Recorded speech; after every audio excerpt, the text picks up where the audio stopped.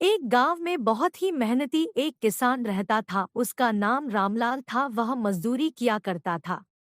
वह मेहनती होने के साथ बहुत ही ईमानदार आदमी था।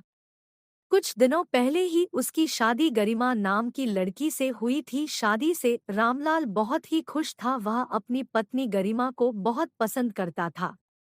लगभग 2 महीने तक सब ठीक ठाक चला। उसके बाद गरिमा घर के काम धंधे से परेशान रहने लगी। कुछ समय ऐसे ही चलता रहा।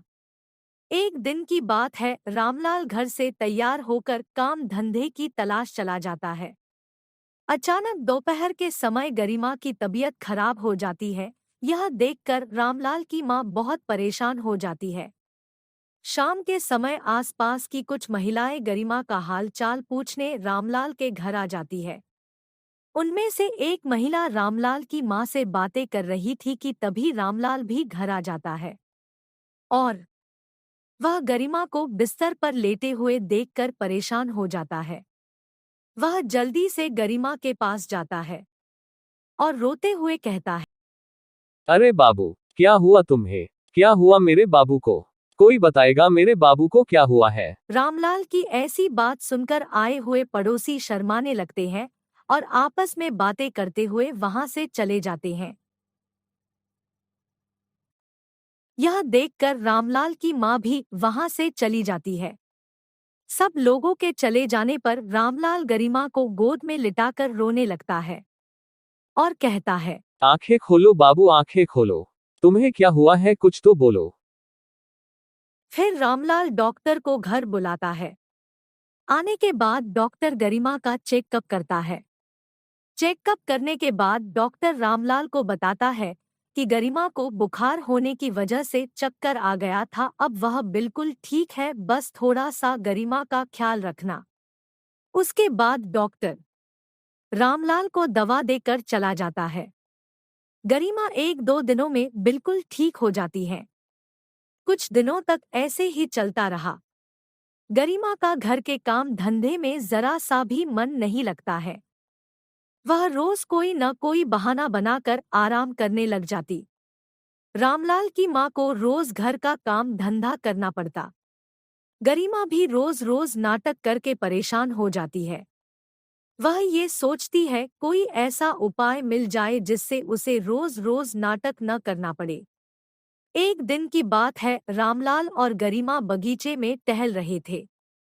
तभी गांव का एक व्यक्ति उनके पास आया और बोला, अरे भाई रामलाल, क्या बात है, आज भाभी जी के साथ बगीचे की सैर हो रही है।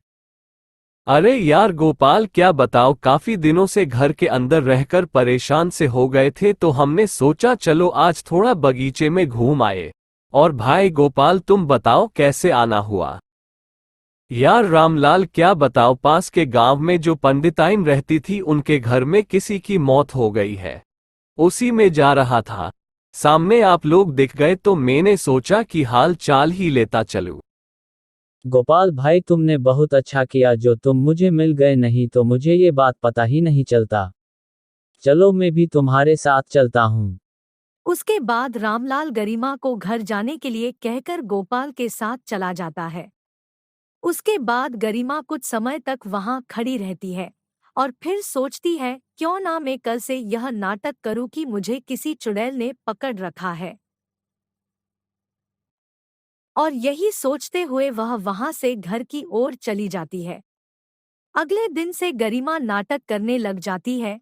वह घर पर अजीब तरह से बर्ताव करने लगती, जैसे कि उसे किसी चुड़ैल ने पकड़ रखा हो। वह कभी चिल्लाती है तो कभी नाचने लग जाती है।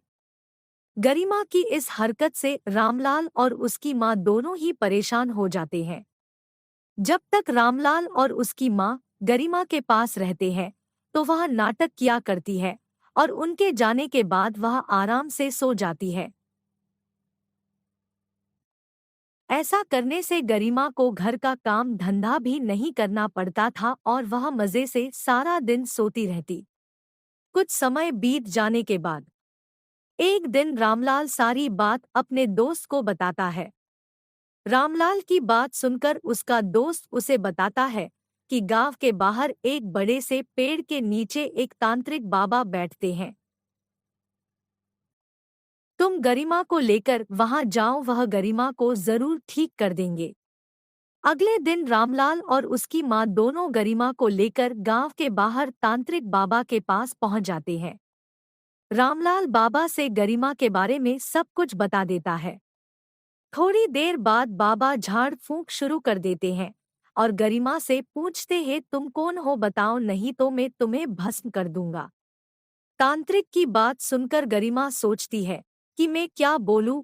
तभी उसे पंडिताइन वाली बात याद आ जाती है और वह तुरंत बोल पड़ती है कि मैं पंडिताइन हूँ और मैं तुम सबको मार डालूंगी। इतना सुनने के बाद वहां खड़े सभी लोग हंसने लगते हैं और वह समझ जाते हैं कि गरिमा को किसी चुड़ैल ने नहीं पकड़ रखा है, वह तो नाटक कर रही थी। जब गरिमा को पता चलता है कि उसका भेद खुल गया है तो वह सर नीचे करके शर्माने लगती है। सब होने के बाद रामलाल गरिमा को लेकर घर चला जाता है। यह बात धीरे धीरे पूरे गांव में फैल जाती है कि गरिमा को पंडिताइन ने चुड़ैल बनकर पकड़ा था। लोग पंडिताइन का मजाक उड़ाने लगते हैं और वे पंडिताइन को देखकर भागने लग जाते हैं, और तो और कुछ लोग पंडिताइन को भूत भूत भी कहने लग जाते हैं। पंडिताइन को कुछ समझ नहीं आता कि लोग उसे ऐसा क्यों बोल रहे हैं। वह गांव के एक आदमी को सारी बात बताती है। वह आदमी बात सुनकर हंसने लगता है और गरिमा के नाटक वाली सारी कहानी बता देता है। उस आदमी की बात सुनकर पंडिताइन को बहुत गुस्सा आता है और वह सीधे रामलाल के घर की ओर चली जाती है। रामलाल के घर पहुंचकर पंडिताइन रामलाल और गरिमा को बहुत खरी खोटी सुनाती है।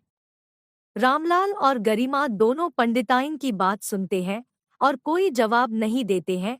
वे शर्म से सर को नीचे किए रहते हैं। पंडिताइन थोड़ी देर तक चिल्लाने के बाद वहां से चली जाती है। इतना सब होने के बाद गरिमा दोबारा कभी नाटक नहीं करती है और घर का सारा काम धंधा करती है। ऐसी ही और वीडियो देखने के लिए the story creator YouTube channel को सब्सक्राइब करें और बेल आइकॉन को दबा दें और वीडियो को ज़्यादा से ज़्यादा शेयर करें।